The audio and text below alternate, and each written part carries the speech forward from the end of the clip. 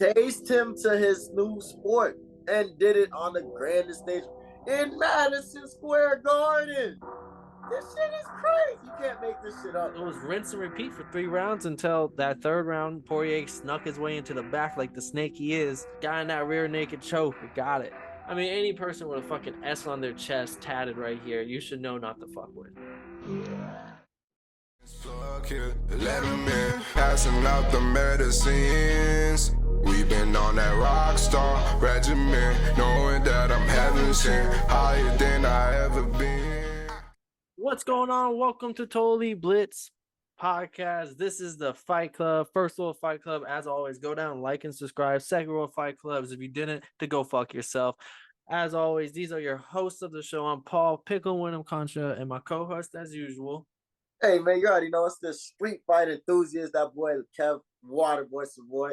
But hey man, I'm bulking up, man. I'm going 185, man. I'm bulking up, man. I'm getting war ready. I'm painting my face, man. This is some bullshit, bro. UFC 281 broke my heart. Hey, hey, that boy Pereira, he's on a mission. I was telling him, mission accomplished, my man. Let's see, fucking, you want to start? I mean, do you want to? Let's change it up a little bit. Instead of just going throughout the whole card, like from top to bottom, let's kick it off with like three picks of the fight of the night.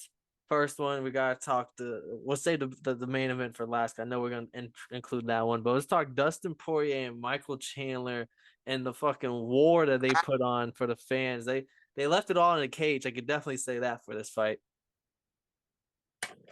Bro, this has to be the bloodiest shit you might ever see. Like, I'm pretty sure people on their period looked at this fight and got shook. Like, motherfucking blood gushing everywhere. Dustin Poirier just watching Chandler shit just leak on him. I don't know how you didn't run out of blood. Hey, and that boy Chandler's fine dirty. I mean, people were hating on it, but like he was fish hooking Dustin Poirier, moving the ref's hand so he can get a couple more shots in. He Damn, some people think he was Poirier, but some people say they saw Poirier rubbing some blood in Chandler's face to kind of blind him in certain points. So I mean, like, it's a fight. That's a fight if I've ever seen it. That's a dog fight. You didn't like each other. The shit's crazy. And Chandler was winning. Low key. Hey, hitting the heavier shots, fucking scooping him, and not just taking him down, but picking him up and slamming him on his fucking back, like literally lifting him off the ground to slam him. Like, those are definitely getting some points to it. Like, the ref sees that, it's like, oh yeah, like it's out working him. And it really wasn't until that last, like, it was rinse and repeat for 3 rounds until that third round, Poirier snuck his way into the back like the snake he is and got in that rear naked choke. Got it. Man, that's why he's number 2 in the fucking division, man. Khabib always said, man, one thing you never do in life is give up your fucking neck. That's not what a champion does. Poirier seen it for 2 seconds. He took it. That's all he needed. I would say this was we were hating on Chandler heavy. We was like, oh, Chandler be doing too much, all that stuff, but he kind of made me a fan after this fight. Like, the way he kind of just took the number 2 guy and was winning for the majority of the fight. I was like, oh, I thought it was gonna be almost like Dustin Poirier is gonna dust him. So the fact that Chandler was dusting him for so long, I was like, oh shit, like, you way overperformed from what I was expecting coming into this fight. I think that's just what happens when it's real beef, kid. Like, with like Jorge Masvidal versus Covington, like Kobe Covington is way better than bro. But at least it was a closer fight. And if it was a 3-round fight, it probably would have been a little different. He would have, and Masvidal had that 4th round and the 3rd round. It'd be a little different. But motherfucking, when it's real beef, I feel like that's when you really step up to an occasion. Hey, I respect on it because I mean, there are a reason why a lot of people are putting this card up there. I mean, there's only like 2 decisions this whole card, and every fight on the main card was a finish, and this one was just literally like, this could have been the main event, and I would have walked home happy.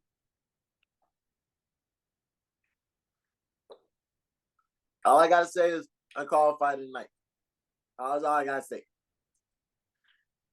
Our other fight, I mean, really, I think there's only two that really stand above the rest. I think it's the Poirier Chandler, and the only other one that I think we really fight of the night right here is your dog, Kev. The main event, Izzy Kane. I mean, Izzy showcased a phenomenal fight. He was whooping ass. I mean, I thought he was up 3-1. Everyone on the live stream that was with us, we are all talking 3-1 Izzy. But I kept saying like Pereira's could land. I took Pereira on live, made a bet with the other podcaster, won the bet live right there, give my $20.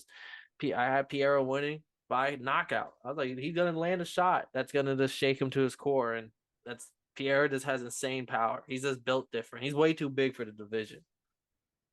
Bro, so that's what got me to. Like, I felt like Izzy definitely won 3-1. But that's Brian. But these rounds weren't 10-8 rounds. These were close rounds. And I swear somebody went for a takedown. I saw legs. I saw legs and niggas on floors. I was shook. I was like, oh, somebody had to get out of their comfort zone for this fight. So Pereira, but the biggest thing that I thought Izzy was doing was he was still getting hit a lot. Even though he was winning these rounds, he was still giving up shots. And like Pereira was getting clean ass shots. And then that takes it to the end of the fight. Pereira came in that bitch with a mission. Like, motherfucking, I'm on my way to David Buster's listening to Glover talk to Texera in the corner. Like, yo, you got one more, bro. Texera's like, I know. I got it. He said in Brazilian, I'm going to kill him. I'm going to kill him. That's what he just kept repeating to himself. If people translated what he was saying, and they were like, if that's really what he was saying, that's some gangster shit. That going into that last round, he was just like, I'm going to kill him right here. I'm going to do it. I'm going to do it. Nah, that motherfucking ass, man. It was a great fucking fight. It was phenomenal. And I wish I watched this whole fight on my phone, because I would have came here bitching like I was way too early a stoppage. It's tough to say that shit with 40 fucking big ass screens. Just watching my dog. Is just yeah, people were trying to say, "Oh, he didn't even connect those last shots," and then the slow mo cam comes out, and the slow mo cam just shows Izzy like, boom, okay, trying to weave it, boom, okay, trying to weave the neck, boom, and it's like, oh fuck, like those are landing. It's interesting that it went down like this. It sucks that it had to be Izzy, man, but this also showed me how big a deal MMA is in culture, because I have a podcast where I talk about MMA every week, but I don't have people to talk MMA with. So I was actually brought it up randomly just to somebody that just subscribed to our podcast, and we started talking, and everybody was like, "Yo, Adesanya lost." I was like, well, "How'd you know that?" That boy, Jawan's an MMA fan. Wouldn't have known. He brought up the fight. Like, yeah, I gotta stop doing what I'm doing at a certain time because the fight tonight. And I was like, "You talking to Izzy Pereira fight?" And yeah, like. I was like, it was a big deal, Israel Adesanya versus Pierre. But he says he watches every week with Facundo, so he really be tapped in. But Izzy, I mean, it almost reminded me of the Leon Edwards and Usman fight, where that's exactly what that shit was. Yeah, like one person was winning the fight up until the last moment. Izzy 6.5 minutes of control time. Okay, he shot the takedown, got it, and he was even like Pierre trying to get back up. Pierre looked exhausted and just like GSP just dropping all his weight and just like dragging him back down, back into the ground. And like, I was like, damn, Adesanya is doing the one with the takedowns. And he's like 20, 30 pounds lighter than him right now. It's insane.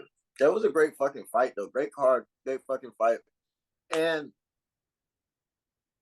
I think they should just do the Edwards Usman rematch and the Adesanya Pereira rematch. Same card. Fuck it. Hey, some people were saying because Pierre weighed in 185. Next day on the scale, 225, right? Wow. Like, he's massive. Like, he's just made of different stuff. People were saying, like, he could win this belt. Maybe he goes up to light heavyweight, and like if Glover loses, he avenges Glover. And he gets to avenge his master type shit. Because, like, who knows? Because, Dana White, he wants Pierre to be champion for a little while. Like, he might not throw him right back into another Izzy fight because he knows he might lose the second one. Like, let's sell him a little bit. Like, so I could see him maybe doing some fucking double champ shit or get an opportunity to. That's fucking insane. But bruh's a dog. And just imagine just going. It looks so much different after beating Izzy again. To sit there, like, because it's like you spent your entire career telling people, like, yo, I knocked that guy out. That guy that everybody loves, I knocked him out.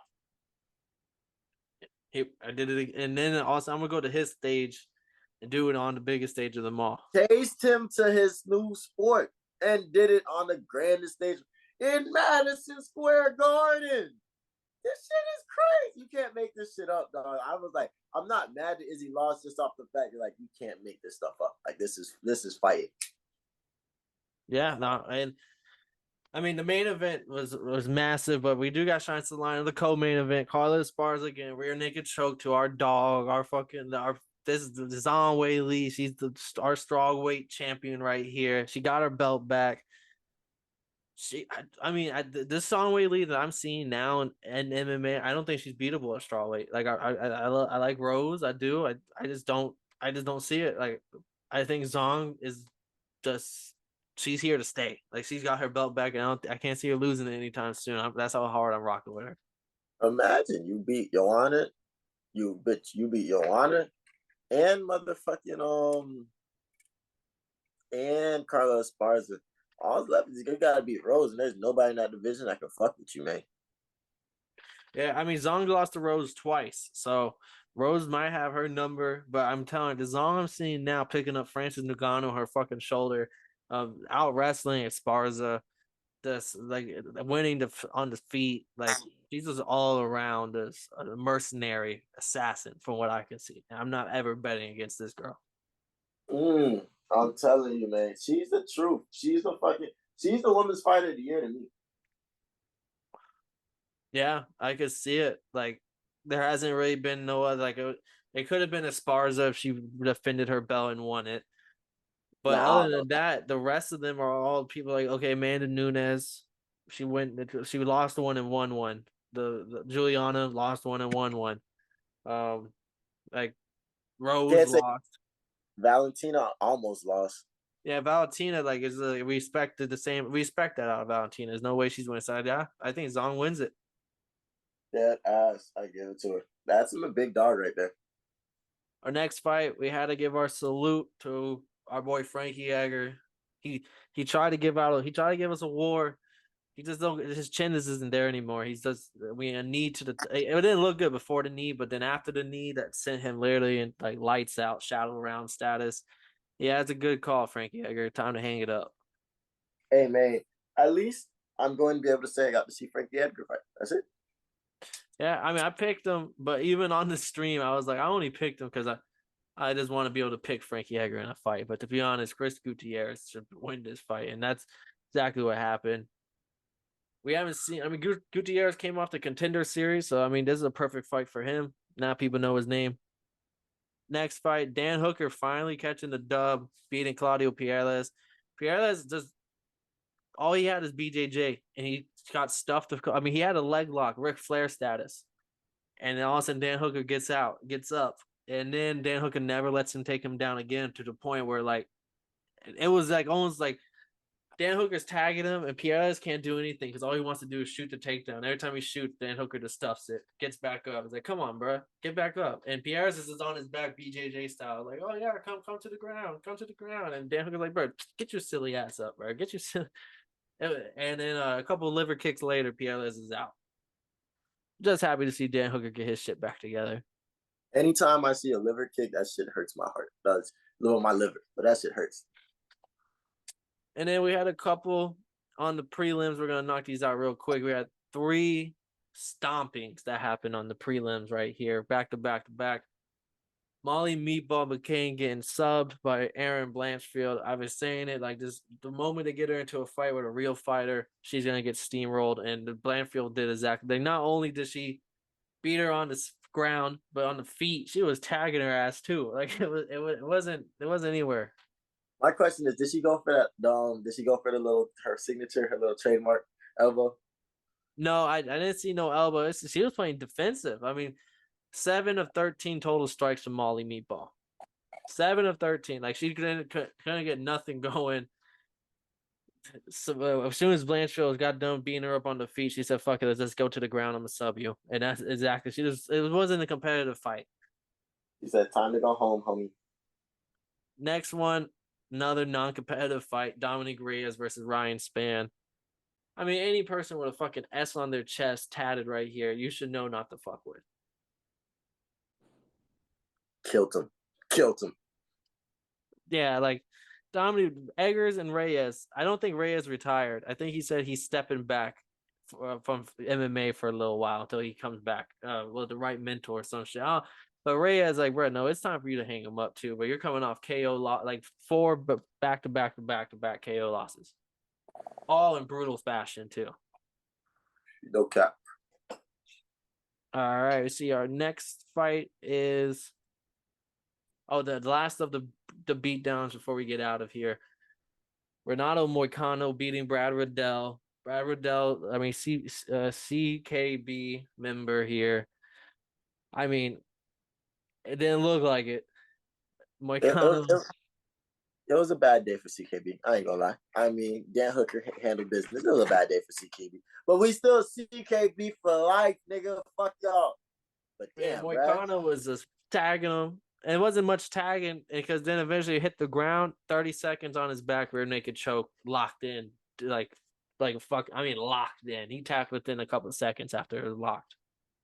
And Brad Riddell also is hanging up his gloves for the meantime. He said his last 2 performances have been very piss poor. I mean, he got choked down to 3 minutes against Moicano and then like 30 seconds against Jalen Turner. So he hasn't looked too great. So I think it's another smart man to just like, yo, let me just step back for right now. Fuck, they got my dog looking crazy right now. Fuck it. I gotta go watch this press conference. Low key, I didn't even watch the press. I was so shook after Izzy lose. I didn't even watch the press conference afterwards. Hey, Izzy said they'll make a trilogy. He said that was the one thing I remember from the presser. He said he'll make a trilogy. He's gonna beat Pereira on the comeback, and then they're gonna run it a 3rd time, and he's really gonna slay that dragon. We'll see, man. You can't be taking them hits like that, motherfucking, especially for somebody that big and strong. And then, but the biggest thing to me was motherfucking my dog. If Izzy lost, he was like, damn, first Izzy, first Usman, now Izzy. All that's left is Francis, and Dana might just take that motherfucker. Yeah, if he doesn't want to play by Dana's rules, Dana's like, fuck it, man. But no, it was a great card. I mean, people are. I mean, I see why people are saying this might be card of the year because for a pay-per-view, they're like this hit from top to bottom, the prelims and early. We got KOs all over the place, really good fights. Like not just KOs, but like vicious KOs. There's a difference. Like when you see a vicious KO, it's like, oh shit, this is what I came for. Nah, dead ass, dead motherfucking ass. But hey, fuck, I'm about to rewatch this, and I'm mad I couldn't make it to the live stream because damn, this shit was crazy. Yeah, people that joined the live stream, shout out to you, bro. And you're joining us from the live stream. Shout out to you also. Like, we're doing that every week, and that shit's fun. This is Totally Blitz podcast. If y'all joining in from the Romeo Mac channel, as y'all know, y'all saw it on the show. I be picking winners. Yeah, hey, that's twice. You did the same thing at 280 with Islam. I'm running back to back. I don't even know what 289 or 279 was. I don't know, but they just put on. I didn't know they have a ticket press conference for fights because 284 is Volk versus Islam. Hey, man. Choo choo is all I'm gonna say. Anyone who's been following me, you know what that means. Get the train ready. Damn, this Islam is crazy. I want to see him take out everybody. Maybe that's why I keep picking against him. I want to see him take out everybody. I want him to say fuck it and go up a weight after this. I want to see him in the Royal Rumble. With that boy in the Royal Rumble, bro. Nah, but hey, bro. I mean, we did it in the Mecca, Madison Square Garden. Them boys showed out. They put on a great fucking show. You know who this was? This is Paul Pickle Winham Concha. My co-host, as always, is Kev Waterboy, the street enthusiast Savoy. And if y'all didn't know, we didn't mind telling y'all that you was a bitch. Yeah. I got a problem with being problematic. Get the light beam on me, ready for electrostatic. Don't you step into this box if you're not batting. Then my gang got tools, you can call them boy crap, man. This gang got rules, man. You better watch your passes, this ain't not new.